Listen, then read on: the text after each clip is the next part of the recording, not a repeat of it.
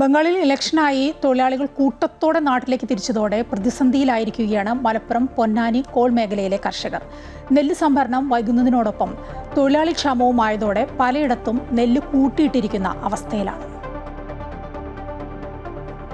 Ponnani call മേഖലയിലെ പ്രധാന പാടശേഖരങ്ങളിൽ ഒന്നാണ് നന്നമുക്ക് പഞ്ചായത്തിലെ തുരുത്തമ്മൽ കോൾപ്പടവ്. 450 ഏക്കർ വിസ്തൃതിയുള്ള കൃഷിയിടത്തിലെ കൊയ്ത്ത് ആരംഭിച്ച് 2 ആഴ്ചയിലേറെയായി. കൊയ്തെടുക്കുന്ന നെല്ല് നന്നമുക്ക് മാർത്തോമ സിറിയൻ UP സ്കൂളിന്റെ ഗ്രൗണ്ടിൽ കൂട്ടിയിട്ടിരിക്കുകയാണ്. ബംഗാളിൽ നിന്നുള്ള തൊഴിലാളികൾ കൂട്ടത്തോടെ തെരഞ്ഞെടുപ്പിനായി നാട്ടിലേക്ക് തിരിച്ചതോടെ നെല്ല് വൃത്തിയാക്കാനോ ചാക്കുകളിൽ നിറയ്ക്കാനോ കർഷകർക്ക് കഴിഞ്ഞിട്ടില്ല. ഒരു ചാക്കിൽ നെല്ല് നിറയ്ക്കാൻ നേരത്തെ നൽകിയിരുന്ന 12 രൂപ 15 രൂപയായി ഉയർത്തിയെങ്കിലും പണിക്ക് ആളെ കിട്ടാനില്ലാത്ത അവസ്ഥയിലാണെന്ന് കർഷകർ പറയുന്നു. എന്തായാലും ഇപ്പൊ കൃഷിക്കാർ ഇതിൽ പെട്ട് പിന്നെ ഇപ്പൊ വിത്ത് ഇറക്കാൻ വൈകി. ഇവിടെ ഒരു 20 ദിവസം ആദ്യം എന്ന വിത്ത് മുളച്ചില്ല. പിന്നെ 2ാം പ്രാവശ്യം വരുമ്പോഴത്തേനും 20-25 ദിവസം പിടിച്ച്. അപ്പം നമ്മുടെ കഷ്ടി ഒരു മാസം അങ്ങോട്ട് ബാക്കിൽ പോയി, അല്ലെങ്കിൽ നമുക്ക് വിഷുവിൻ്റെ മുമ്പ് കൊയ്യാൻ പറ്റിയിരുന്നു. അപ്പം അതും പറ്റിയില്ല. ഇനി എന്തൊക്കെ സംഭവിക്കാമെന്നൊന്നും പറയാൻ പറ്റില്ല. ആത്മഹത്യയുടെ വക്കീലാണ്.